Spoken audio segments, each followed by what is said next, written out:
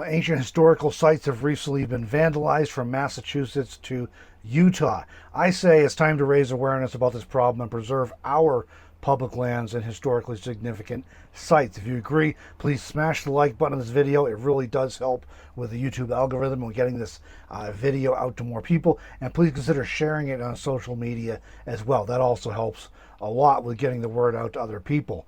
Well, welcome back to another travel news episode. I'm your host, Robert Witham. I scour the news for stories of interest to travelers and those who love the great outdoors, so you don't have to. And in each travel news episode, I try to keep you apprised of what's going on out there. Well, are you interested in travel photography and stories? Please check out Meanderings Magazine, a quarterly travel photography magazine that's available in print and digital formats. Links below in the description. Here's the new one that I just got in my hand not too long ago. It says July on the cover. That's because it was done in July. All the E1s went out in July. It took me till the end of August to actually get them in hand because yeah, it's been crazy since the last year and a half. We all know it's been going on the last year and a half. I won't say it so I don't get dinged here on YouTube, but we know what's been going on. Printing and shipping has been very slow since. Well, New England vandals were arrested after digging in a dinosaur site. 2 men were arrested in Holyoke, Massachusetts. It's just outside of Springfield in the western part of the state on suspicion of digging in a protected dinosaur fossil site, according to authorities in Massachusetts. The men, who were from New Jersey and Connecticut, were spotted by police walking up the stairs from the site carrying tools and rocks. I think that's what we call getting caught red-handed. And, you know, fortunately they did, because too often these things, people get away with it because there aren't you know, isn't enough security or at these sites, and people just do what they want to do with no respect for the land and no respect for anyone else who might like to enjoy these sites as well. Well, the men reportedly told police that they did not think they were digging in the protected area. I'll leave it up to you as to how credible you think that claim is, but regardless, if we're going to go out and dig in or near a protected site, it's our responsibility to make sure that we're not in the protected site and that we're in a place where such things is allowed. The men have been charged with trespassing, vandalism, and an archaeological violation.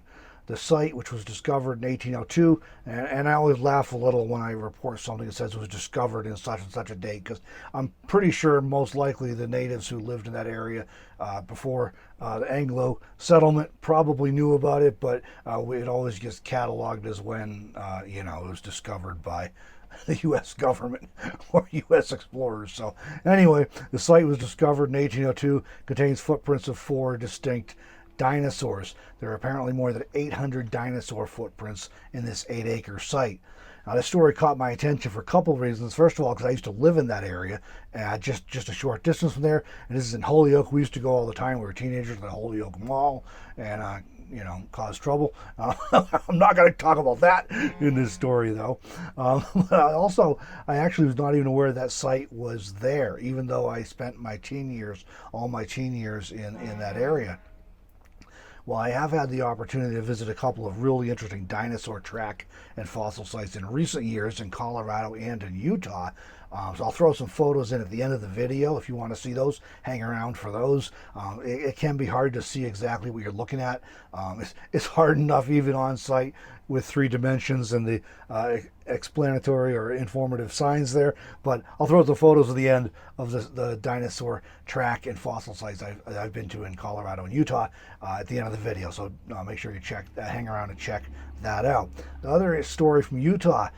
Vandal in Moab recently graffitied a petroglyph panel in Mill Creek Canyon. A concerned citizen who noticed the vandalism notified authorities, and Bureau of Land Management experts were able to perform an emergency treatment. That's their words, emergency treatment. I am not sure what that entails, but they did it to minimize some of the damage. You can kind of see in the photos how they were able to make the damage less noticeable. Apparently this vandalism occurred prior to August 10 this year, and anyone with information about this vandalism is asked to contact Bureau of Land Management law enforcement at 435-259-2131. This petroglyph panel in Mill Creek is believed to date back to sometime between 350 BC and 1300 AD. So At a minimum, it's over 700 years old, possibly a lot more. Petroglyphs in some areas in particular, they can be difficult for archaeologists to date with precision. Some of the same symbols were used for a period of many years, and sometimes there isn't really an accurate interpretation of the signals, so it can be hard to date with any precision, but that's kind of the time frame they figure for this. Deborah wrote a great story about this very issue about preserving archaeological sites like petroglyphs, and for our October 2019 issue of Meanderings Magazine. You can order that on Amazon if you want to get that story. And I'll have links on the website, meanderingsmagazine.com. Will take you right there, and look for the October 2019 issue. The story is called A Race Against Time, and I think you'll enjoy it, so you may want to check that out. And we're also working on an anthology of Deborah's short stories from Meanderings Magazine that we're hoping to publish soon as a separate standalone book if you just want to get the stories and you don't care about all the photos that go in these things. All right. Well, don't forget, travelers, send me links or details or stories that you think might be of interest to robert.witham@gmail.com. Thanks for those who've already shared news and links. And again, as I said earlier, if you are interested in travel photography and stories, be sure to check out Meanderings Magazine. It's a quarterly travel photography magazine available in print and digital formats. Everybody I know of, no lie, from my granddaughters to complete strangers who have gotten their hands on this magazine, absolutely love it. Matter of fact, my granddaughters, they want their own copies. They don't want to share with their parents even. So they like it that much. So link to the Meanderings Magazine is in the description below as well, but it's meanderingsmagazine.com. Thanks for joining me for this travel news episode, everybody.